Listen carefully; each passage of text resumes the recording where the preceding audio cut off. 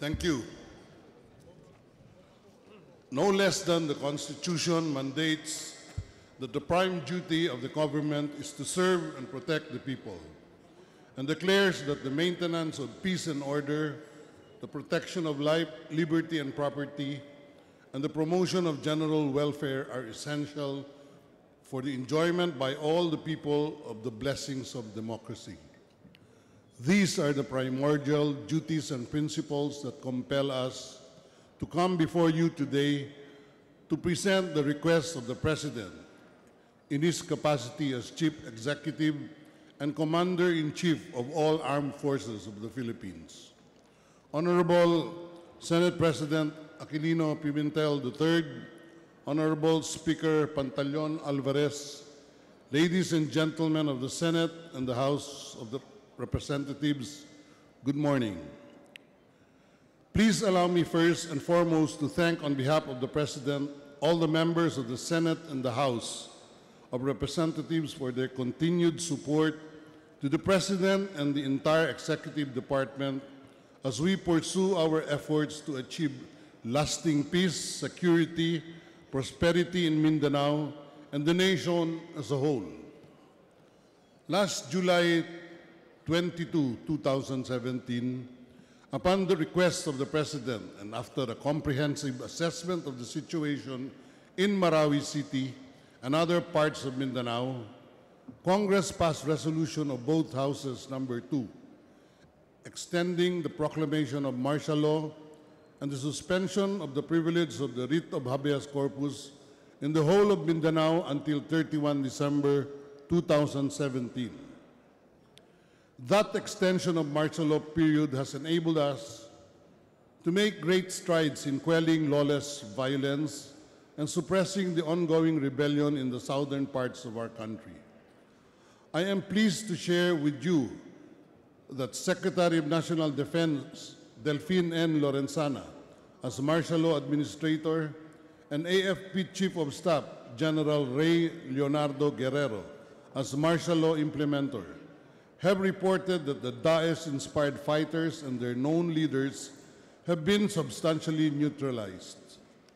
Likewise, we have already liberated the main battle area of Marawi City and fast-tracked the arrest and prosecution of terrorists, all of which paved the way for the commencement of government action to rehabilitate the city. If I may stress, all these accomplishments were achieved with our armed forces and law enforcers exerting utmost respect for the Constitution and the protection of human rights at all times, as underscored in General Order Number 1 dated May 30, 2017.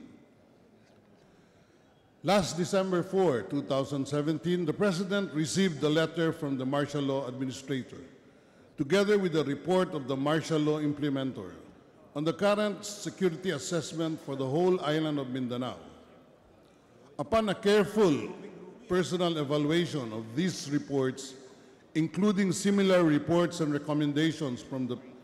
Philippine National Police, the National Security Advisor, and the National Intelligence Coordinating Agency,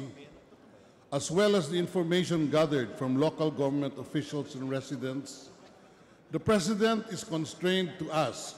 once more, the Congress of the Philippines to further extend the proclamation of martial law and the suspension of the privilege of writ of habeas corpus in the whole of Mindanao for a period of 1 year, or from 1 January 2018 to 31 December 2018, or such other period of time as the Congress may determine in accordance with the Constitution.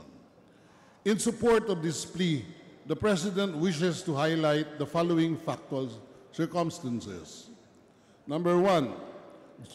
despite the death of Hapilon and the Maute brothers, the known leaders of the Daesh-inspired Da'al-Watul Islamiyah, Waliyatul Masrik, or the DIWM, remnants of their groups have continued to rebuild their organization through recruitment and training of new members and fighters, and conduct financial and logistical buildup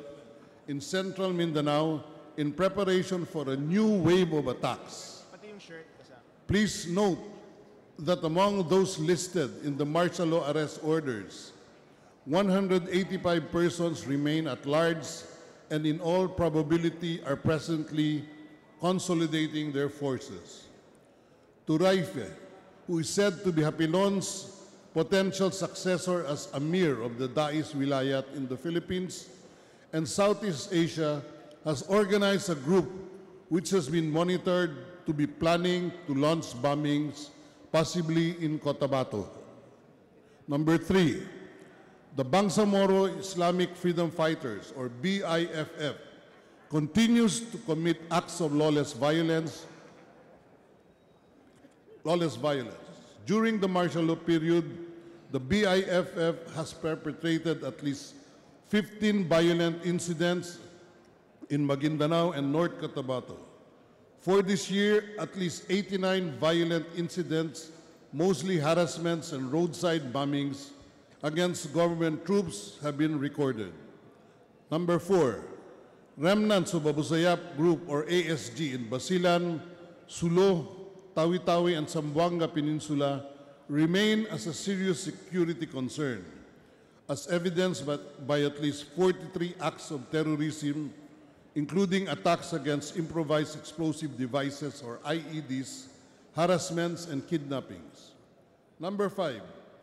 notably, the communist terrorists and the New People's Army took advantage of the situation by intensifying their decades-long rebellion against the government and step up violent acts against civilians and private entities,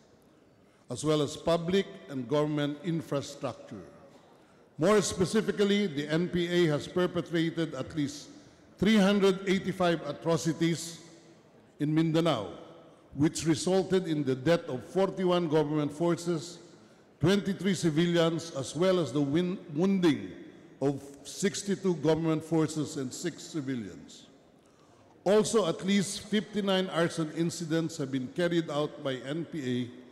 in Mindanao this year, destroying an estimated 2.2 billion pesos worth of properties. It was these atrocities, among others, that compelled the President to issue Proclamation 360 on November 23, 2017, declaring the termination of peace negotiations with the National Democratic Front,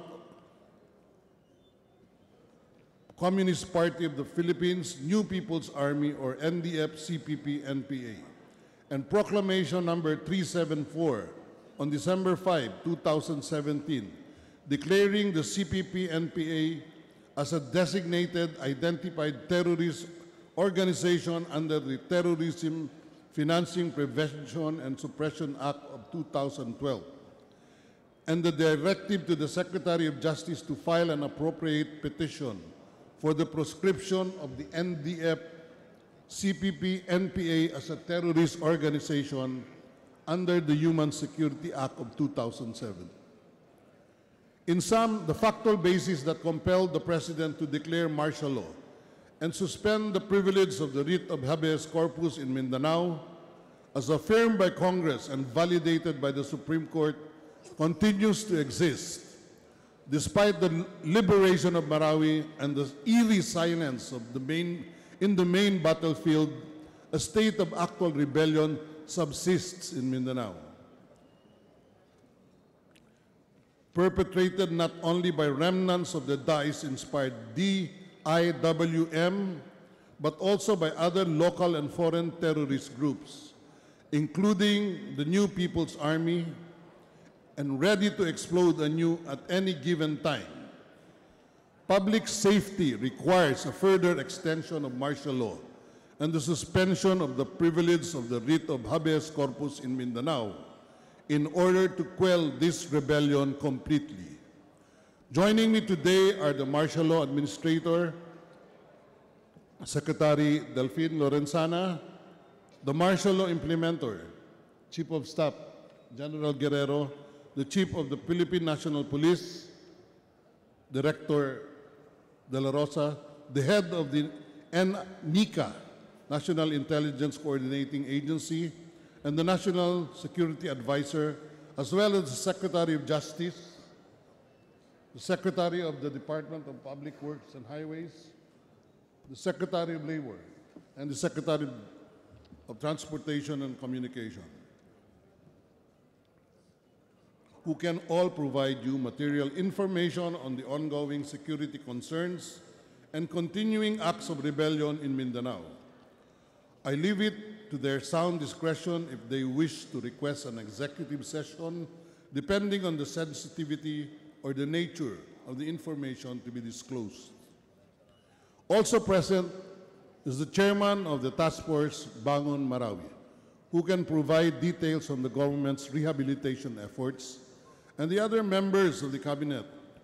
who are more than willing to act as resource persons, especially on the socio-economic side. In closing, let me state that our armed forces and the police personnel remain steadfast in their commitment as a protector of our people and in their duty to secure the sovereignty of the state and the integrity of the national territory.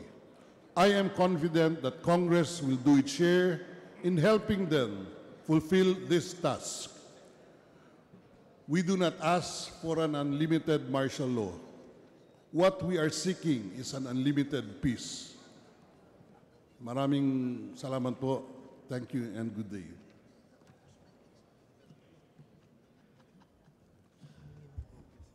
Mr. President. Majority Leader